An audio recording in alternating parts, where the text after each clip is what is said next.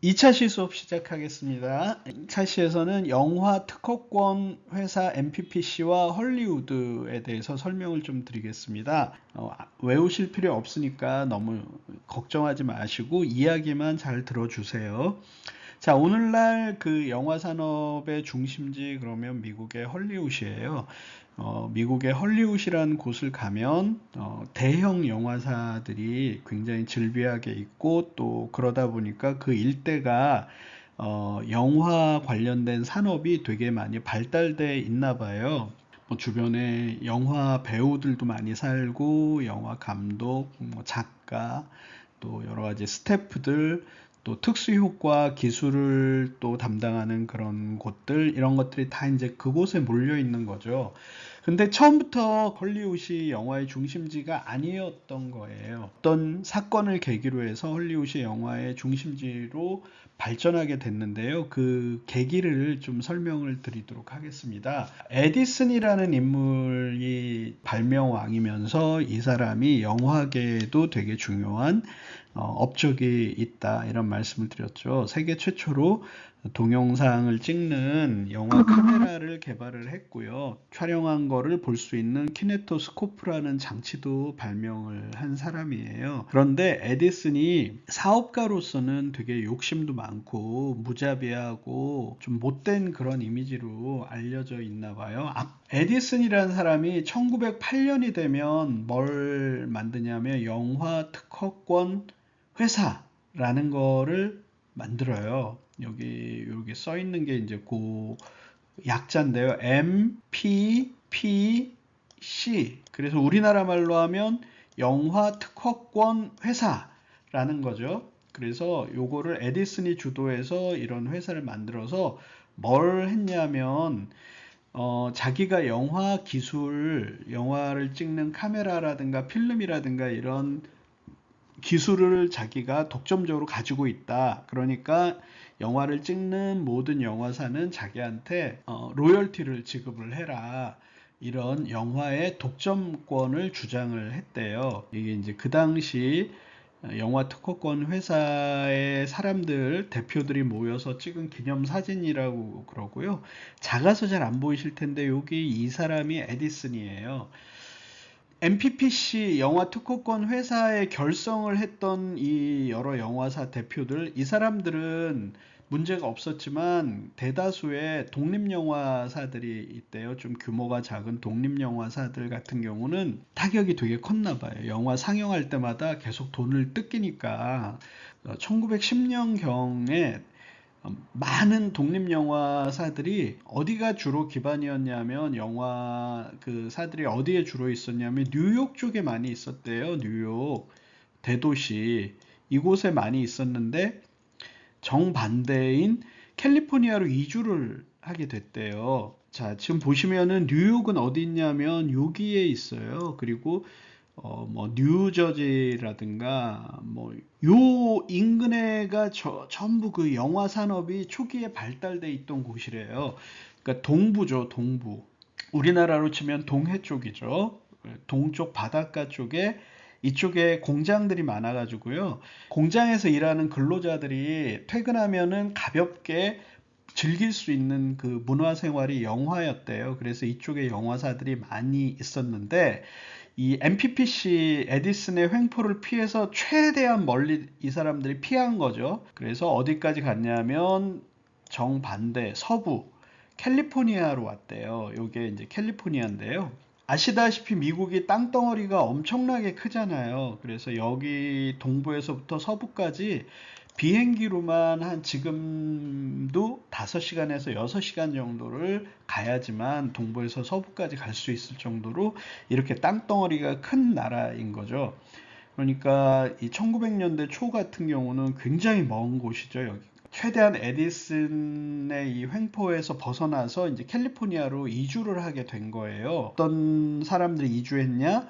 많은 독립영화 제작사들, 소규모 영화 제작사들이 이쪽으로 이주를 한 거예요. 근데 이주해서 보니까 이쪽이 장점이 되게 많은 거예요. 일단 따뜻해요. 서부 쪽이 굉장히 따뜻하고 날씨가 좋아가지고 영화 찍을 때 이제 동부 쪽에서는 춥기도 하고 비도 많이 오고 그러니까 영화 촬영하는데 지장이 많았는데 이 서부 쪽으로 오니까 영화 찍기가 조건이 너무 좋은 거예요, 날씨가. 그리고 땅값이 일단 또 되게 싸고요. 그래서 캘리포니아의 헐리우드라는 그 동네에 영화사들이 자리를 잡기 시작했고 그곳이 이제 영화의 중심지가 된 거죠. 1915년 국가에서 MPPC 영화 특허권 회사가 독과점이다. 독점권을 행사하는 건 잘못됐다 이렇게 판결을 내렸대요. 그래서 이제 더 이상 그 에디슨의 횡포 부릴 수가 없는 거죠. 그런데 이미 헐리우드에 이 자리를 잡은 영화사들은 다시 그 동부 쪽으로 가지 않고 그냥 이 헐리우드에 그냥 터를 잡고 여기에서 발전을 시켰대요. 그래서 여기가 전 세계 영화 산업의 중심지로 발전하게 된 거죠. 그 당시에 이제 설립됐던 영화사들인데요. 지금까지 남아있는 유명한 영화사들이 많아요. 영화 볼 때 처음에 로고들이 뜨잖아요. 뭐 대표적인 게 20세기 폭스. 여기는 디즈니로 지금 넘어가서 디즈니에 합병이 됐는데 어쨌든 20세기 폭스, 뭐 워너 브로더스, 파라마운트, MGM. 요 회사는 망했어요. 지금 RKO 요런 유명한 회사들이 초창기 이제 헐리우드 영화사들이었고요. 유명한 입간판이 세워져 있는 그래서 영화의 상징지가 된 것이죠. 3강 무성 영화 시대.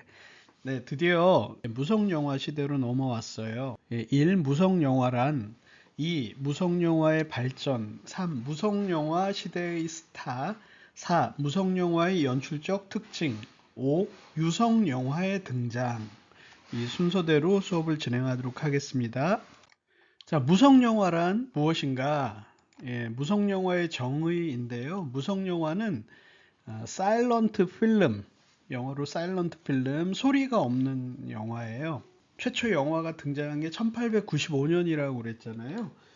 그때 이후로 최초의 유성 영화가 등장한 게 1927년이거든요. 그래서 약 30년 이상 동안 영화들이 소리가 없는 무성 영화들만 만들어졌었어요. 무성 영화가 만들어진 이유는 당연하게도 초창기 영화들 같은 경우는요, 그 필름에 소리가 녹음되는 그 시스템이 아니었어요. 그냥 필름에 이미지만 녹화되는 그런 방식이었기 때문에 소리가 없었던 거죠.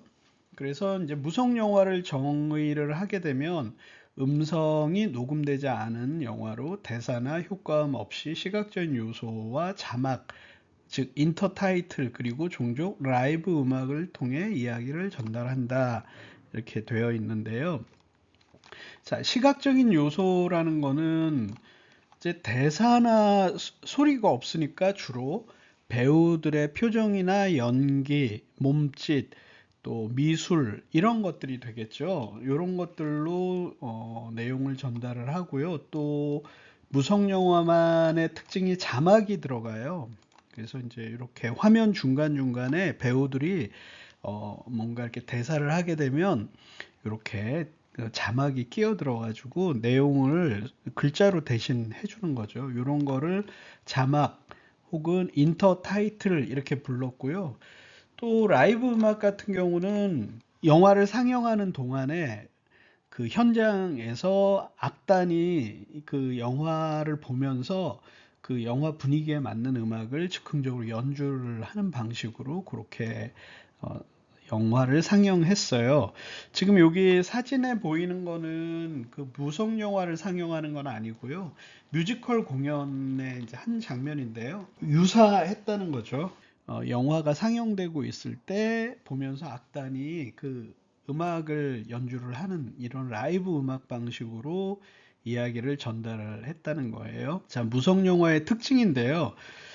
대부분 이제 라이브 음악, 피아노, 오르간, 오케스트라 등을 사용을 했거나 했는데 이제 이 라이브 음악을 사용하는 이유는 그런 거죠. 영상에서 생각보다 이 음악이 차지하는 그 비중이 되게 크거든요, 소리가. 그러니까 어떤 예를 들어서 뭔가 긴장감이 넘친다든가 공포스럽다든가 우스꽝스럽다든가 로맨틱하다든가 이런 사람들의 감정 같은 것들은 화면만을 통해서 전달되는 게 아니고 상당 부분 그 음악에 따라서 사람의 감정이 많이 좌우가 돼요.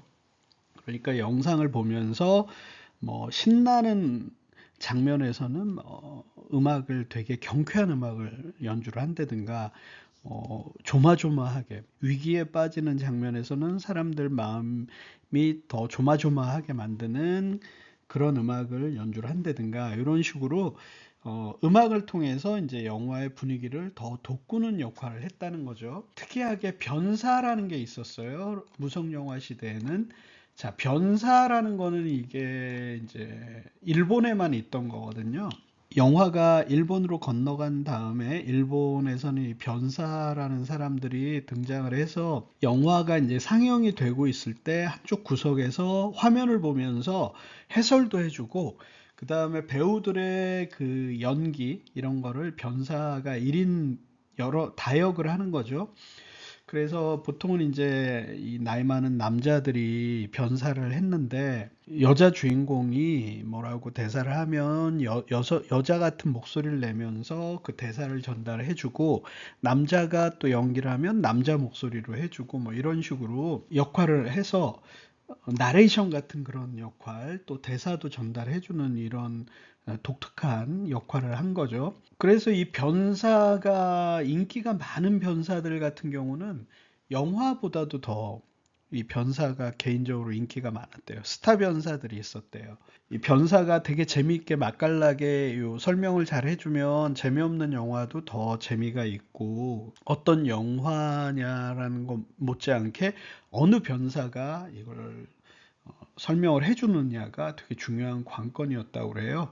그래서 이 변사 제도가 우리나라가 일본의 식민지였잖아요. 그래서 우리나라에 그대로 넘어와서 우리나라에서도 해방 직후까지도 이 변사들이 활동을 했다고 하고요. 무성 영화의 그 특징, 가장 중요한 특징은 뭐냐면 몸짓이나 연기 등 시각적인 요소를 강조하는 연출 방법으로 발전했다는 거예요.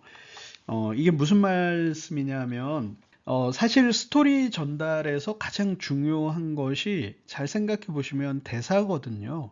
등장인물들의 이야기, 특히 드라마가 그렇죠. 등장인물들 간의 뭐 갈등이라든가 감정이라든가 이런 것들은 등장인물의 이야기를 통해서 많이 전달이 되고 발전을 하게 되는데 이 무성 영화는 이야기를 자유롭게 쓸 수가 없잖아요. 그래서 물론 이렇게 자막을 사용하기는 하지만 이게 되게 제약이 많기 때문에 될 수 있으면 소리를 사용을 안 하고 시각적인 요소들, 배우들의 연기, 몸짓, 그 다음에 화면 속에서 어떤 장치, 소품 이런 시각적인 요소들을 중심으로 영상을 만들었다는 거예요.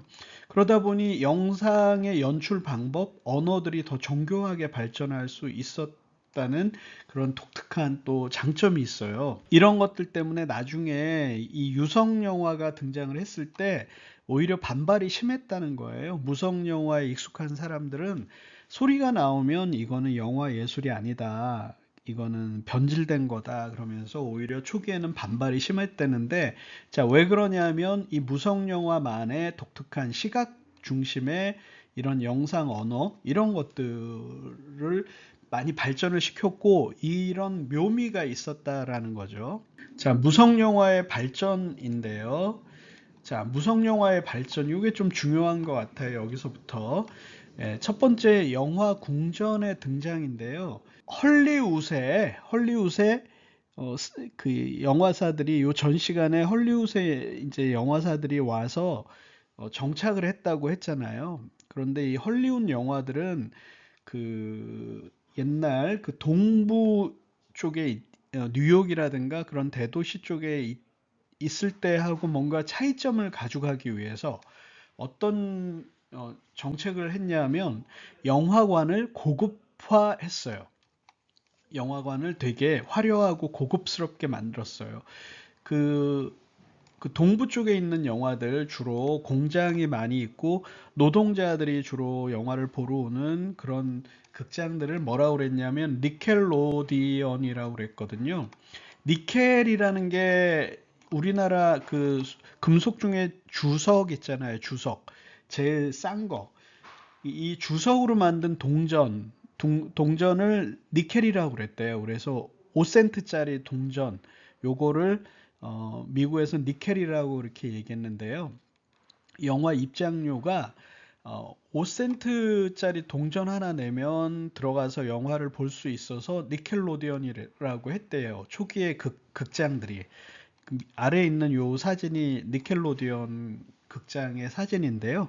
극장도 되게 작고 소극장 같은 거죠. 그리고 싸구려, 어떻게 보면 싸구려고 사람들이 그냥 5센트짜리 동전만 하나 내고 들어가서 맥주 마시면서 그냥 뭐 시간 때우는 그런 것들이었는데, 헐리우드에서는 이 영화관을 되게 고급화했어요. 그래서 오른쪽에 보시는 것처럼 무비 팔레스, 우리나라 말로 옮기면 영화 궁전이죠.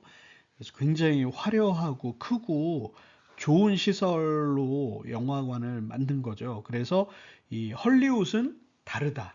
헐리우드는 기존의 이 동부 쪽에 있는 그 영화사들하고는 다르다라는 이 차별점을 가져갔다는 거죠. 그래서 이제 자연스럽게 이 영화 관람비가 올라갔겠죠. 옛날에는 영화가 이제 말하자면 집에서 뭐 쓰레빠 끌고 그냥 대충 가가지고 편하게 보는 그런 거였다 그러면, 이 영화 궁전이 등장한 이후에는 정식으로 문화 생활의 일환이 됐고, 뭐 사람들이 이제 쫙 빼입고 가서 영화를 보는 이런 식으로 문화가 바뀌었다는 거예요. 그래서 입장료가 비싸진 만큼 이제 뭐가 필요했느냐? 영화 길이가 길어지고, 그 다음에 영화 한 편에 이제 돈을 많이 들여서 고급스럽게 영화를 만들게 된 거죠. 헐리우드에서는 그냥 싸구려 영화가 아니고 이제 고급스러운 영화를 만들게 되는 계기가 됐어요. 바로 그렇게 된 계기가 이 영화 궁전 시스템으로 전환이 됐기 때문에 영화가 길이도 길어지고 영화가 더 고급화됐다는 거죠. 자, 그래서 등장하는 것이 장르 영화예요. 장르 영화라는 거, 장르 이런 거 많이 들어보셨죠? 장르라는 건 분류 가능한 형식과 줄거리를 가진 영화, 이걸 장르 영화라고 이야기를 하고요. 선생님들도 이제 보시면은 영화에 여기 보면 이런 게 있죠. 한국인들이 가장 사랑한 한국 영화 장르는 1위는 드라마 장르, 2위 액션, 3위 코미디, 사극, 로맨스, 뭐 스릴러, 뭐 공포, 스포츠, 이런 장르들이 있잖아요. 영화마다 이제 독특한 뭐 옛날에는 뭐 에로 영화 이런 장르도 있었고 다양한 장르들이 있잖아요. 이 장르 영화들은 왜 등장을 했냐면 사람들이 이제 영화관에 가서 영화에 뭔가 기대를 하고 갈 거 아니에요. 나는 예를 들어서 영화를 보는데 이 영화가 뭔가 액션이 되게 뛰어난 영화인 것 같다. 그래서 나는 액션 영화가 좋으니까 가서 어, 영화를 보러 가는 거죠. 그래서 이제 사람들이 예측이 가능해야 되는 거죠. 그 영화에서 나오는 게 내가 기대하는 거를 어느 정도 충족시켜 줄 수 있는 이런 예측이 가능하다는 게 되게 중요해지는 거죠. 왜냐하면 그리고 영화사 입장에서도 영화를 만들었는데 이 영화가 걸작이 될 수도 있고 뭐 되게 못 만든 영화도 될 수도 있고, 그런데 영화가 돈이 많이 들어가게 됐잖아요. 점점 고급화되니까. 그래서 영화사 입장에서도 좀 예측 가능한 영화를 만들어야 되는 거예요. 사람들이, 관객들이 좋아할 만한 그런 스토리와 어떤 구조, 이런 것들이 이제 잘 정해지면 폭망할 이제 염려가 좀 줄어들겠죠. 그래서 점점 이 영화사 입장에서도 좀 안전하게 만들기 위해서 이런 장르 영화를 계속 만들었고, 관객들도 이런 장르 영화를 선호하게 되는 거죠. 근데 장르 영화의 단점은 뭐냐면 너무 뻔하고 틀에 박힌 영화라는 거예요. 그래서 이제 이걸 영어로 얘기하면 클리셰라고 얘기하거든요. 진부하다, 뻔하고 틀에 박힌. 그래서 뭐 예를 들어서 뭐 마블 영화 뭐 슈퍼히어로 나오는 영화 이런 거 많이 보시는 분들은 뭐 뒤죽박죽 돼가지고 다 그게 그거 같고 뻔하잖아요. 악당 나오고 나중에 뭐 어, 권선징악으로 반드시 이제 정의가 승리하고 뭐 이런 뻔한 그런 영화들이 되는 거죠. 그래도 이제 영화 산업의 안정성을 위해서 점점 헐리우드는 이 장르 영화 시스템을 발전시켜 왔다는 거예요. 그 무성 영화 시대의 이제 특징은 이런 장르 영화들이 발전을 했다. 다음은 스타 시스템이에요. 오늘날도 우리가 영화에 스타들이 되게 많은데요. 이 스타 시스템 이거를 정착시키고 발전시킨 게 이 무성 영화 시대거든요. 초기에는 헐리우드 그 영화 산업에서 스타 시스템을 배격했어요. 배격한 이유는 이 초창기 영화 연출의 특성상 배우의 개성이 별로 의미가 없었어요. 잘 생각해 보시면 뭐 리미에르 형제 영화나 멜리에스 영화나 뭐 에드윈 포터 영화나 이런 거 생각해 보세요. 멀리서 카메라가 그냥 멀리서 사람들 우르르 왔다 갔다 하는 걸 찍었는데 거기에서 배우들이 개성이라든가 매력이라든가 이런 게 잘 드러나지 않는 거죠. 그런데 이제 그리피스 시대에 오면은 배우들의 연기라든가 배우들의 얼굴을 점점 클로즈업하기 시작하면서 배우들이 가지고 있는 매력 이런 것들이 이제 등장을 하게 부각이 된 거죠. 그래서 이제 초창기에는 배우들의 개성이 별로 드러나지 않는 연출 스타일 때문에 별로 스타 시스템이 존재하지 않았던 거고요. 두 번째는 영화 제작자들 입장에서 배우들이 목소리가 커지고 더 출연료를 많이 달라고 그러는 것이 걱정이 돼가지고 의도적으로 이 스타 시스템을 배격했어요.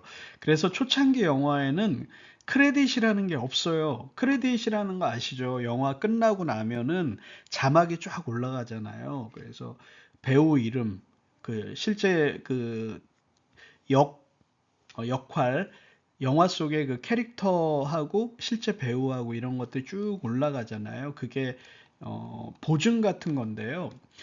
초창기 영화에서는 배우 이름을 아예 크레딧을 생략했다는 거죠. 배우들이 버릇이 나빠진다 이런 것 때문에. 그런데 이 헐리우드에서는 무성 영화가 이 자리를 잡으면서 헐리우드에서는 오히려 스타 시스템을 만들었대요.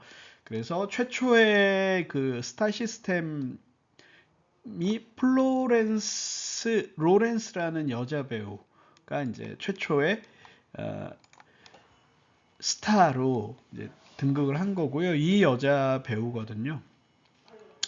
예, 이 여자 배우가 되게 인기가 많아가지고 오히려 이제 이 여자 배우를 더 스타로 키운 거죠.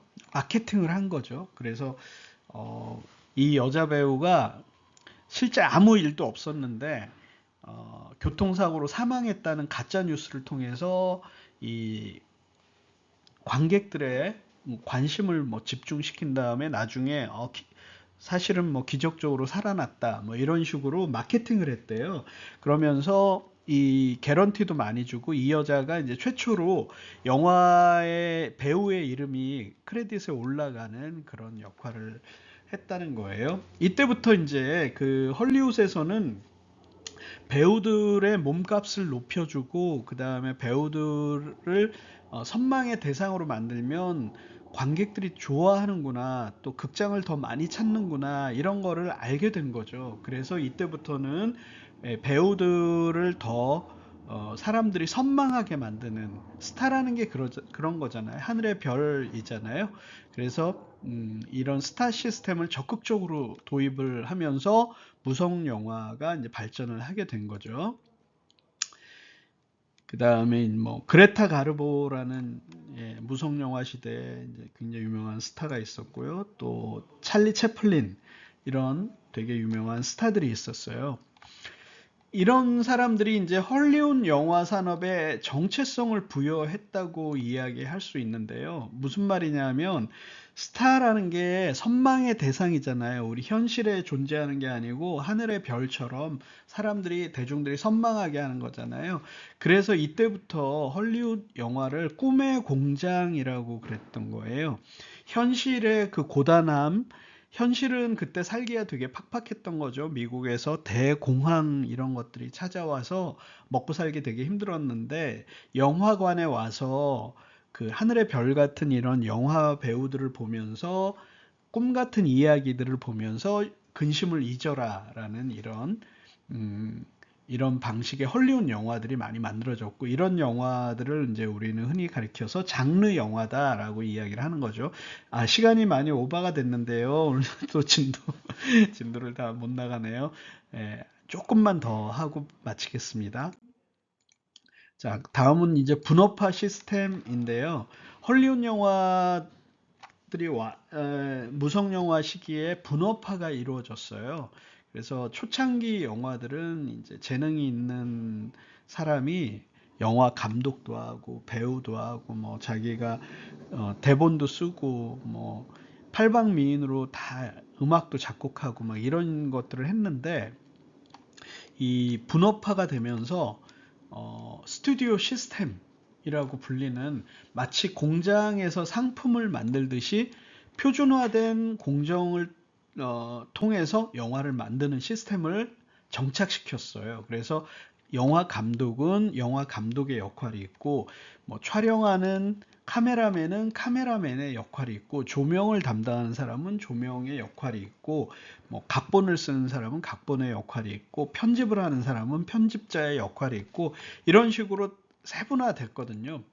그러다 보니까 이제 영화가 장점은 전문성을 통해서 영화의 품질이 되게 고르게 나오는 거죠. 향상되고 영화 품질이 들쭉날쭉하지 않고, 단점은 뭐냐면 영화가 제품 같아 공산품 같이 된다는 거죠.